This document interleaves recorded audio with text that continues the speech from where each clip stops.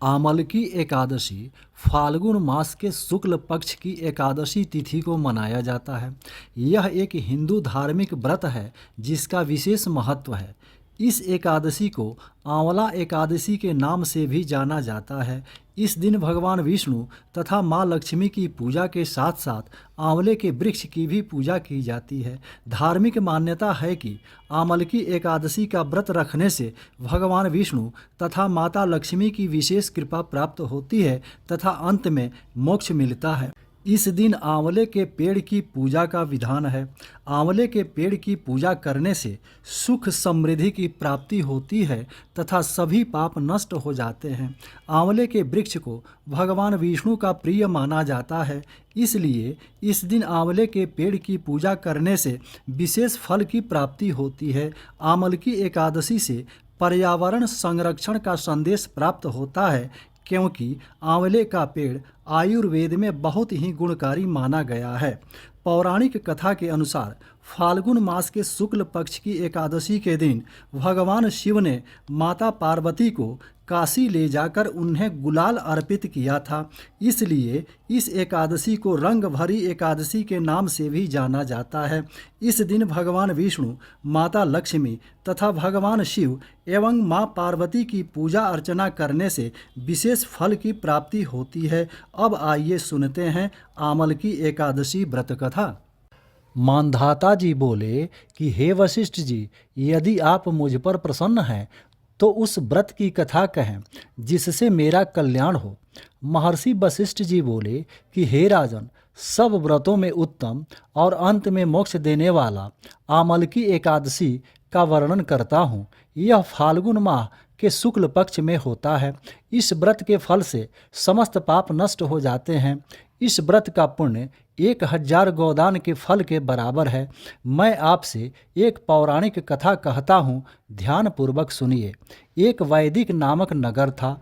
उस नगर में ब्राह्मण, क्षत्रिय, वैश्य और शूद्र चारों वर्ण आनंद पूर्वक रहते थे। नगर में सदैव वेद ध्वनि गूंजा करती थी।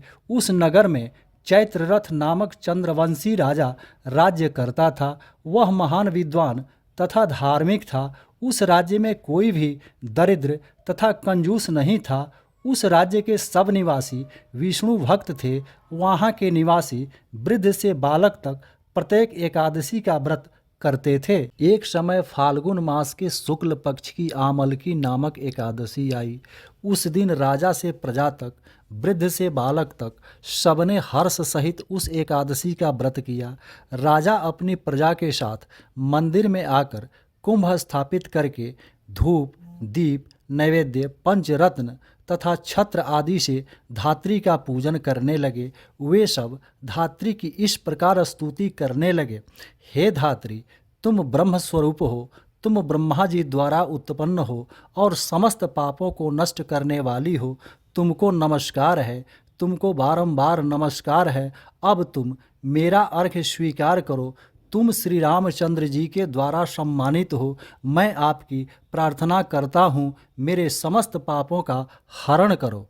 उस देवालय में रात्रि को सबने जागरण किया। रात्रि के समय उस जगह एक बहेलिया आया। वह महापापी तथा दुराचारी था। अपने कुटुंब का पालन वह जीव हिंसा करके करता था। वह भूख प्यास से अत्यंत व्याकुल था। कुछ भोजन की इच्छा से मंदिर के एक कोने में बैठ गया। उस जगह विष्णु भगवान की कथा तथा एकादशी महात्म्य सुनने लगा। इस प्रकार उस बहेलिया ने समस्त रात्रि को अन्य लोगों के साथ जागरण कर व्यतीत किया। प्रातःकाल होते ही सभी लोग अपने अपने घर गए।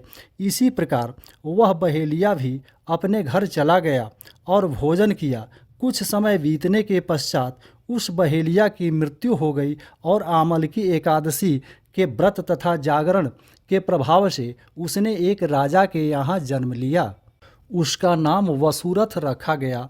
बड़ा होने पर वह चतुरंगिणी सेना सहित तथा धन धान्य से युक्त होकर 10 सहस्र ग्रामों का पालन करने लगा।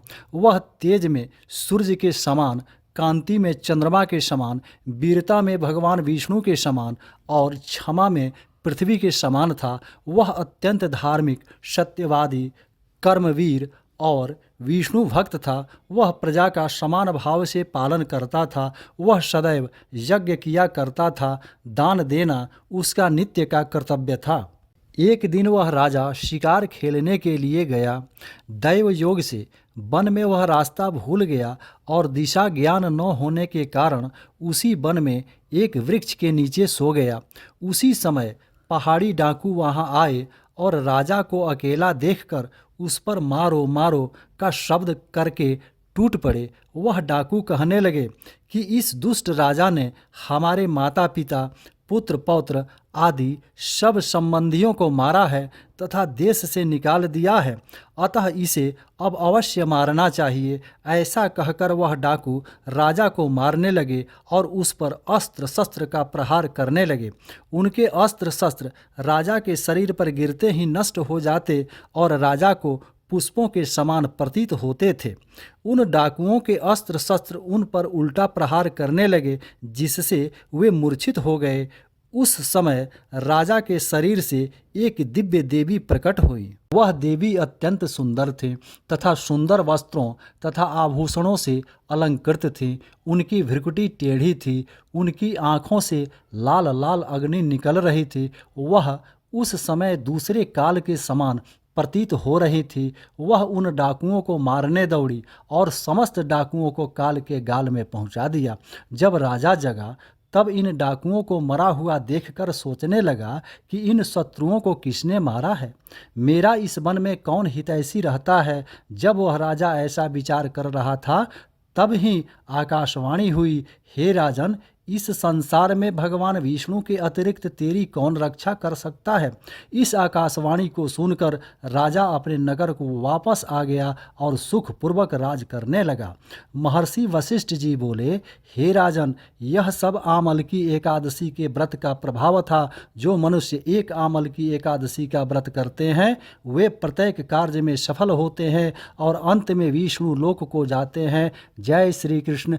राधे राधे।